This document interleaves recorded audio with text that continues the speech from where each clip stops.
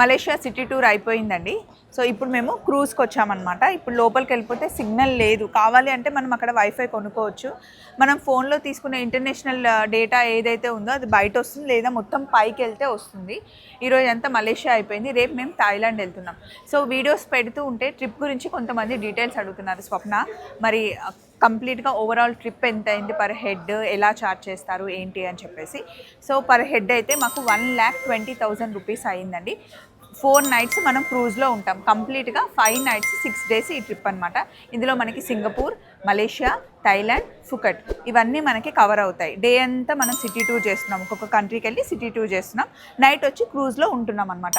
Cruise experience బాగుంది and daily city tour కూడా మాకు చాలా నచ్చింది. అంటే నేను ఎందుకు డాట్ హాలిడేస్తో ఎక్కువ వస్తున్నాను అంటే వీళ్ళ ప్లానింగ్ కానీ, వీళ్ళు ఇచ్చే ఫ్లైట్ కానీ, అలాగే అకామిడేషన్, ఫుడ్ అన్నీ బాగున్నాయండి. చాలా నచ్చింది, కంఫర్ట్గా ఉంది. కాబట్టి మీరు కూడా జాయిన్ అవ్వాలి అనుకుంటే జాయిన్ అవ్వచ్చు.